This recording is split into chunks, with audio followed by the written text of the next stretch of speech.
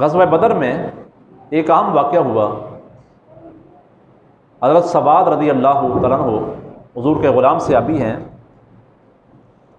ضیاء النبی شریف کے اندر پیر کرم شاہ صاحب رحمۃ اللہ علیہ اس کو نقل کرتے ہیں۔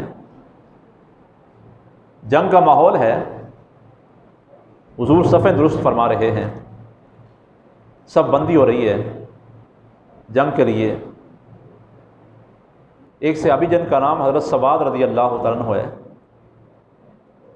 وہ ذرا سب سے تھوڑے آگے ہوئے تو حضور نے اپنی چھڑی سے ان کے پیٹ پر ٹھوکر لگائی اور فرمایا کہ صف سیدھی کرو۔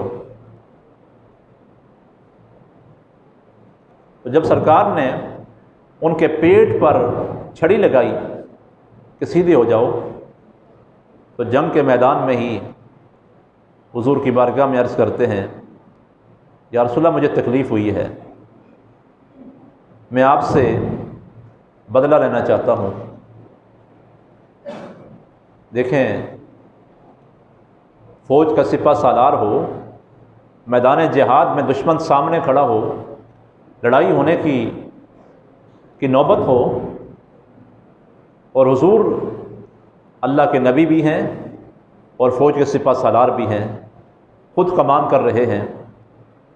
جب اس صحابی رسول نے حضور کی بارگاہ میں یہ عرض کیا کہ مجھے تکلیف ہوئی ہے، آپ نے میرے پیٹ پر ٹھوکر لگائی ہے، مجھے تکلیف پہنچی ہے، حضور نے فرمایا کہ بدلہ لے لو۔ صحابی رسول آگے بڑھتے ہیں، حضرت ثبات رضی اللہ تعالیٰ عنہ عرض کی، حضور جب آپ نے میرے جسم پر ٹھوکر لگائی ہے تو میرے جسم پر کپڑا نہیں تھا، حضور نے اپنے جسم سے کپڑا اوپر کیا، فرمایا بدلہ لے لو۔ صحابی رسول بڑھ کر حضور کے جسم سے چمٹ جاتے ہیں، حضور کے جسم سے چمٹ جاتے ہیں۔ حضور فرماتے ہیں کہ بدلہ لو۔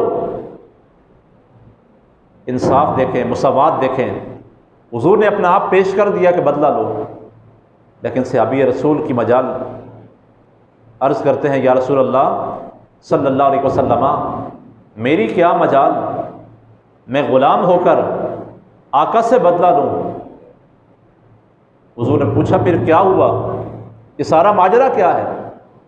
عرض کی، یا رسول اللہ صلی اللہ علیہ وسلم دشمن ہمارے سامنے ہے، لڑائی ہماری تیار ہے، موت ہمیں اپنے سامنے نظر آ رہی ہے، میں چاہتا ہوں کہ آخری وقت بھی میرا جسم آپ کے جسم سے مس ہو جائے اور اس پر جہنم کی آگ حرام ہو جائے۔ میرا یہ سارا عمل کرنے کا مقصد فقط یہ تھا۔